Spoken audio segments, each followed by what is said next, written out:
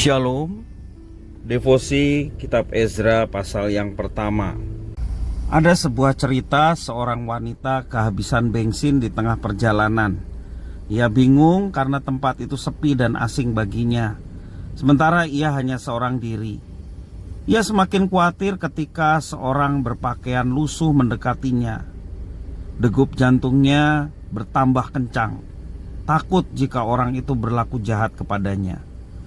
Namun ternyata gelandangan yang pakaiannya lusuh itu justru malah menolong wanita itu. Gelandangan itu membelikan bensin dengan menggunakan sebuah jerigen.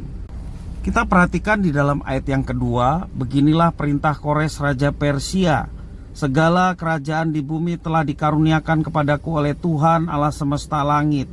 Ia menugaskan aku untuk mendirikan rumah baginya di Yerusalem yang terletak di Yehuda. Israel beroleh kebebasan dari Babel. Mereka diperbolehkan kembali ke Yerusalem, dan hal itu sesuai dengan janji Allah kepada Israel yang menyatakan bahwa pembuangan itu hanya berlangsung selama 70 tahun.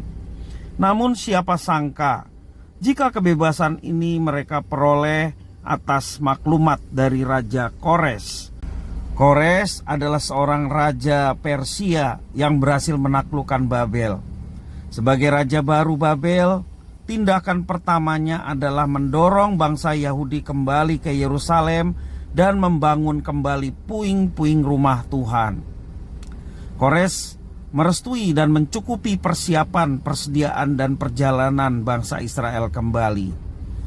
Ia mengembalikan perlengkapan rumah Tuhan yang dahulu dirampas, padahal Kores adalah seorang yang tidak mengenal Allah. Bagaimana hal itu bisa terjadi? Tidak lain karena pengaruh dari Tuhan Allah sebagai pemegang kedaulatan. Dialah yang menggerakkan hati Kores.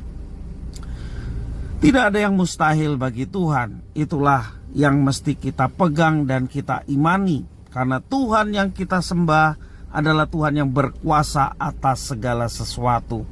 Bersyukurlah kalau kita masuk di dalamnya, karena bersama dengan Tuhan kita akan mengalami kuasa dan mujizat Tuhan yang nyata itu kita akan alami bersama. Tuhan dapat memakai siapa saja sesuai dengan kedaulatannya, termasuk juga pemerintahan yang ada di dunia, dengan meletakkan pemikiran yang seturut dengan kehendaknya dalam diri manusia. Karena itu bukan kepada manusia kita harus menaruh harapan. Tentu saja kalau kita melihat betapa kuasa Tuhan bisa melakukan segala perkara, mari kita hanya bergantung kepada Tuhan saja. Letakkanlah pengharapan kita kepada Tuhan Allah yang berkuasa. Dia berdaulat, berkuasa penuh kepada siapapun, termasuk juga pemerintahan yang ada di dunia ini. Tuhan Yesus memberkati.